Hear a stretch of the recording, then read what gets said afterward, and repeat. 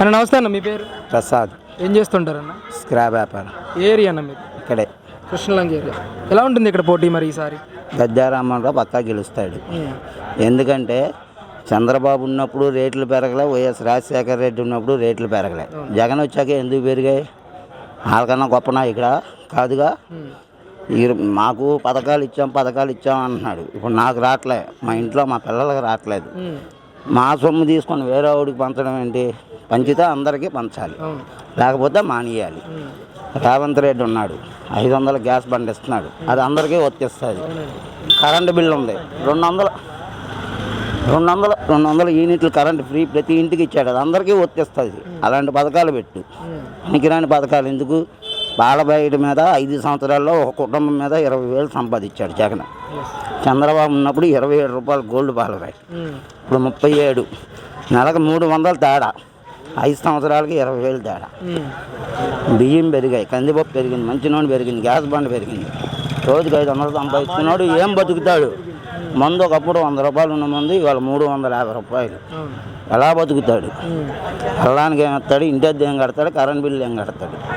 పక్కాగా జనాలు ఒకటే తెలుసుకోవాలి, రూపాయి తీసుకోకుండా ఎప్పుడైతే ఓట్లు వేస్తాడో మనం ఎవరినైనా నిలదీయచ్చు, గట్టిగా మాట్లాడచ్చు. రూపాయి అయినా తీసుకోకూడదు.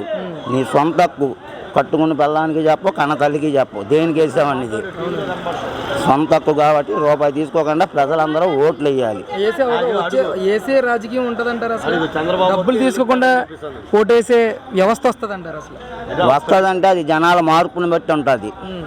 ఇప్పుడు పవన్ కళ్యాణ్ ఉన్నాడు, ఆయన ఒక సినిమా తీసుకుంటే 50 కోట్లు. ఆయన ఎందుకు రావాలి రాజకీయంలోకి? విమానంలో తిరగవచ్చు రోజు. అలాంటి వాడు 10 సంవత్సరాలు ఒక్క సీటు గెలిచినా సరే 10 సంవత్సరాలు నిలబడిన మగోడు ఎందుకు తిరగాలి? ఏసీ గదుల్లో పడుకునే స్థాయి ఉంది వాళ్ళకి. అలాంటి వాడు వచ్చి ఏదో ప్రజలకు ఏదో చేద్దామని 10 సంవత్సరాలు బట్టి ఎంతోమంది మాటలు గీటలు అంటున్నా సరే పడి నిలబడ్డాడు. అది మనిషి అనేది కొద్దిగా ఆలోచించి ఓటేయాలి. మెయిన్ గతంలో గద్దే రామ్మోహన్ రావుకి 16,000 ఓట్ల మెజార్టీ వచ్చింది. ఈసారి ఎంత వచ్చే అవకాశం ఉంటుంది? ఈసారి ఇంకెక్కువ వస్తుంది. జనసేన ఓట్లు షేర్ అవుతాయి అంటారా? ఏదైనా ఇప్పుడు 3 పార్టీలు కలిసాయి కాబట్టి కూటమి కాబట్టి ఇక్కడ స్థానికంగా ఆయన మాకు పరిచయం ఉన్న వ్యక్తి, మాకేదైనా సమస్యలు కలుపుకొని చెప్పుకోవడానికి అవకాశం ఉంది. మా బాధలు కూడా తీరుస్తాడు. అందుకే మేము గద్దే రామ్మోహన్ రావుకి వేస్తాం. జగన్ పరిపాలన మాకు నచ్చలేదు. అది